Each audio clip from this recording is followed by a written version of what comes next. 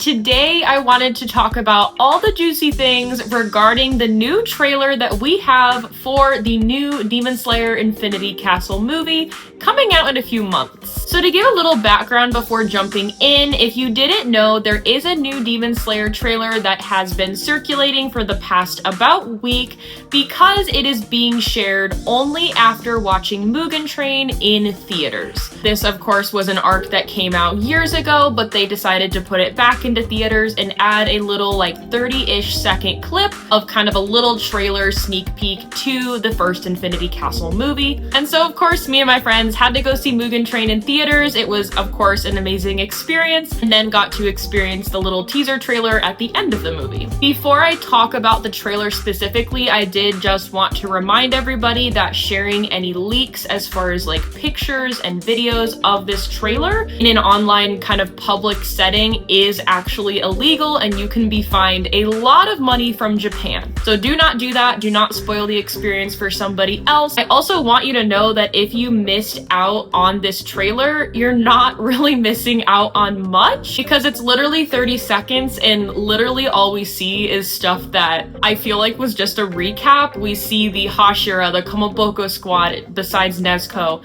We get like 2 new lines of dialogue. It's basically just these quick flashes of the characters preparing for battle, which is things we already know, obviously, from where Hashira training arc ended. However, there is one very small detail that everybody talking about the trailer is missing. That is what I would like to talk to you about today. So in this trailer, of course, I already explained kind of the majority of what we got, but the thing that I'm focusing on the most, the part that got the biggest reaction out of me in the theater, was the final clip, which was a crow flying through the Infinity Castle, and it was holding something very, very important that I hope you recognize. First off, I hope you recognize this cat. This is Chachamaru from Demon Slayer, and this is the kind of eye card that the crow was holding while flying through the Infinity Castle at the end of this trailer. I'm gonna stop there. If you do not know what that eye card is, I don't know how to say this in a nice way, but that's a problem. There is a character specifically associated with that card, and I highly suggest you remember who that character is going into the next couple arcs of Demon Slayer, the final arcs of Demon Slayer. It is going to be very important. Now, of course, I'm not going to talk about spoilers regarding the manga. Of course, I have read the manga. I love the manga. I could gush about it all day long. However, something that I have been noticing for years about Demon Slayer fans is that they deem minor characters from previous seasons as just minor characters that do not show up again. There's no foreshadowing whatsoever. We are forgetting that these characters might come back in the future. We're forgetting the importance of said characters. And it really bothers me, not only because these minor characters that I'm referencing are literally some of my favorite characters in Demon Slayer, but these characters have been reoccurring throughout the entire story, yet people still tend to forget about them. I am not going to really talk about these characters too much because I don't want to get into spoilers or things like that.